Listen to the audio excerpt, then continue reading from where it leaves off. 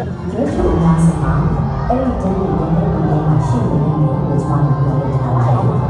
။ဒါမှမဟုတ် representation research method နဲ့ဆက်သွယ်နေပါတယ်။အဲ့ဒီမှာဒေတာအားဖြင့်ဆရာကောင်းတဲ့အခြားမျိုးဖြစ်ပေါ်စေပါတယ်။ဒီမှာအပြန်အလှန်ပေါ်ပြထားတဲ့ graphic များစမှာ galaxy များကိုပြရှင်းနေပါတယ်။ galaxy မှာကျွန်တော်တို့ဒီဖြစ်ခြင်းတွေနဲ့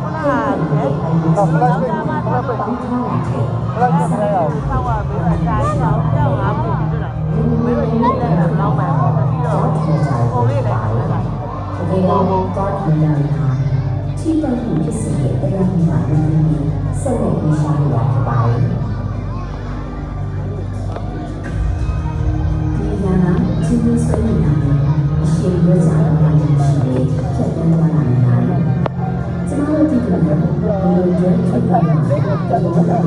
ရှိနေတာ။အားကြောင့်ကျွန်တော်တို့ကဒီလိုဆက်ရှိနေတာ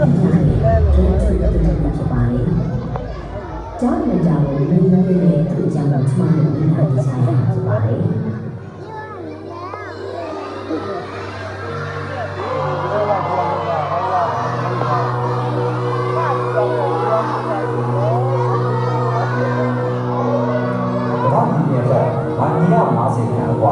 နိုင်ငံတကာအာကာသစခန်းတည်ရှိပါတယ်။ဒါဟာနိုင်ငံတကာပူးပေါင်းဆောင်ရွက်မှုရဲ့ထင်ရှားတဲ့ဥပမာတစ်ခုပဲဖြစ်ပါတယ်။ရုရှားဖက်ဒရေးရှင်းနိုင်ငံ၊အမေရိကန်ပြည်ထောင်စု၊ကနေဒါ၊ဥရောပနိုင်ငံ17နိုင်ငံနဲ့ဂျပန်နိုင်ငံတို့ဟာဒီအာကာသစခန်းကြီးကိုအခုကတည်ဆောက်ပြီးနေကပ်နေကြပါတယ်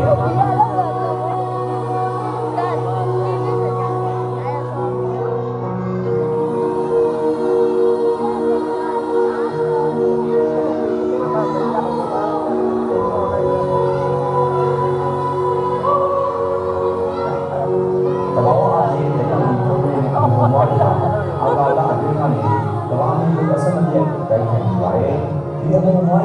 Plastic radiation လို့ခေါ်ဆိုနေပါတယ်။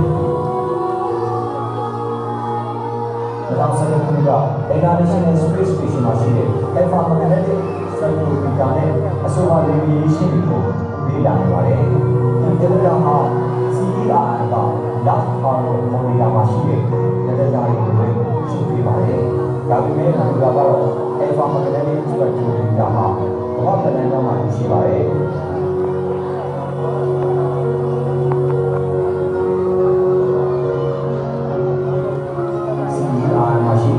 last hour ကိုကြာမှာလက်ပညာရှင်တွေကဟိုက်ဒရိုဂျင်နျူကလ িয়ার တွေတိုင်းပြည်ချင်းကနေကပ်နေတာအမောမားတွေနဲ့ကြိုးစားနေကြပါတယ်။အာကာသအတွင်းမှာတော့သိပ္ပံပညာရှင်တွေကလေဖာမဂ္ဂနတစ်စပက်ထရိုမီတာနဲ့ဓာတ်လေယာဉ်အချင်းချင်းတိုက်ခိုက်နေတဲ့အခါဖြစ်ပေါ်လာတဲ့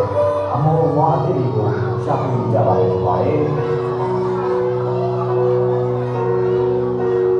နောက်ထပ်အဓိကအချက်တစ်ခုကတော့ဓာတ်လေယာဉ်ရဲ့စီမံတွေကိုလက်မိုးတွေဒါမှမဟုတ်ဒီလိုစတားတွေကလာတဲ့စီမံတွေနဲ့ကိုယ်ပြောင်းအောင်လုပ်ဆောင်ပါပဲ။ဒါမှလက်ရှိသိပ္ပံပညာရှင်တွေဆိုင်ရတဲ့စိတ်ပေါ်မှုများစွာတွေကတည်းကပါ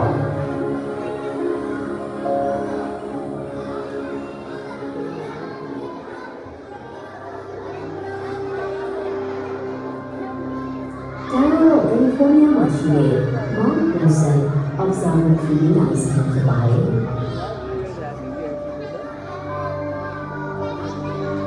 1920ခုနှစ်မှာအတူထားတဲ့ကယခင်မခတ်တာတွေကပညာရှင်တွေလက်ဆောင်ပေးမှုကိုအခြေခံပြီး Galaxy ရဲ့အရှာတွေကိုလေ့လာခဲ့တယ်။သူခေတ်ရဲ့အရေးကြီးဆုံးရှာဖွေတွေ့ရှိမှုတွေကခုဖြစ်လာခဲ့ပါတယ်။ဆက်ဆောင်လာခြင်းကပြန်ကားပြီး Galaxy အားလုံးဟာလည်းခုနှစ်ခုဝေးလာစီကိုပြရှာနေကြပါတယ်။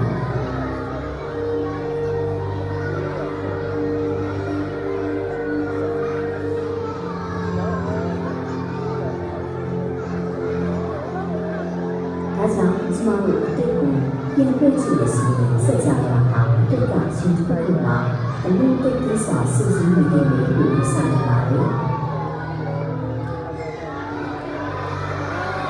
ကျမတို့စကြဝဠာချင်းမှာအများကြီးရဲ့ဘုရားဖြစ်စေတာစတဲ့ရဲ့ဒီစနစ်ကြပါတယ်။အဲဒီကအာဂတအမှုကြီးဟာအစနဲ့ကျေပြည့်နေပြီးစကြဝဠာကြီးရဲ့အကျိုးကိုရုံးနေစေတယ်ဖြစ်ပါတယ်။ဒါပေမဲ့ဒီလိုဖြစ်စေတဲ့လက်စွပ်မှုဟာအမှုကြီးရှိနေပါတယ် Cosmic Microwave Background Radiation လို့ခေါ်ဆိုကြပါတယ်။နေရာတိုင်းမှာပုံစံအတူတူနဲ့ဖြစ်ပြီးတိကျတဲ့စီမံကိုတွေ့ရမှာကြောင့်စက်စုံမှာရှိတဲ့တက်မှာဒီတန်ဖိုးရှိတဲ့ဒီလိုစားနိုင်ပါတယ်။ဒီနေ့မှာတော့ကျွန်တော်တို့က Solar Radiation ကိုခေတ်မီကျွမ်းကျင်တဲ့တိုင်းတာနဲ့ကြားပါပြီ။ဒီ Radiation တွေကိုဒီစက်ကြီးနဲ့ကြီးမှာပါအလုံးသေးနေတဲ့ကိုချင်းပွားစားမှုရှိတယ်ဆိုတာသိရှိနေပါတယ်။တကယ်လို့စက်ကြောင်တာဒီမှာပုံမှန်ပေါင်းနေမှာဖြစ်ပြီးတော့စက်စတဲ့အဖြစ်ကျွန်တော်တို့ဒီစက်ကြောင်တာကတော့အချိန်မှာရှုပ်ပြီးတဲ့ပြည်စည်းပုံကြီးကဲမစီချိုးပြီးလက်ပြလာနဲ့ပြင်နေပါတယ်။ဒါဆိုဒီလိုဖြစ်ပေါ်လာခဲ့ကြတာလေ။ဒီလိုဖြစ်မှာတော့ကျွန်တော်တို့ကဒီအကောကိုလာတဲ့အမှုတွေကို super computer ရဲ့အမှုတွေအစီအစဉ်တွေပုံပေါ်ပြသနိုင်တယ်လို့ဖြစ်ပါတယ်။ဒီအတစ်ခုကပုံပုံတက်ပါနေ Jettrick စီစဉ်မှာပုံပုံပြလာနေတယ်ဖြစ်ပါတယ်။ဒီဆွေးအားတွေက Jettrick ကိုဒီမှာစီစဉ်လာပါတယ်။ပထမဆုံးအနေနဲ့ပြည်စည်းပုံတည်တည်နဲ့စတင်ဖြစ်ပေါ်လာပါတယ်။တိုင်းတစ်ခုနဲ့ဒီ solar galaxy ရဲ့ဆွေးအားက Jettrick ကိုတူစီကိုပုံပုံပြီးဆွေးနွေးမှုဖြစ်ပေါ်လာပြီး galaxy ဟာတခြားပုံမှန်ကြီးလာပါတယ်။ဒီလိုဆိုရင်စက်ကြောင်လာခြင်းဟာလက်ရှိပုံစံအတိုင်းဖြစ်ပေါ်လာပါတယ်။အနည်းနဲ့တန်းတရားကျော်ခန့်ရှိအရင်ကြီးလာတဲ့အစီအစဉ်ကြီးတွေဟာရင်းနှီးတဲ့ကပြည်နေတဲ့စက်ကြောင်လာခြင်းမှာပြည့်နေပါတယ်။ဒီလိုဖြစ်နေတဲ့ထုတ်လုပ်ခြင်းအမှန်တကယ်ကြီးဖြစ်တဲ့ Cosmic Microwave Background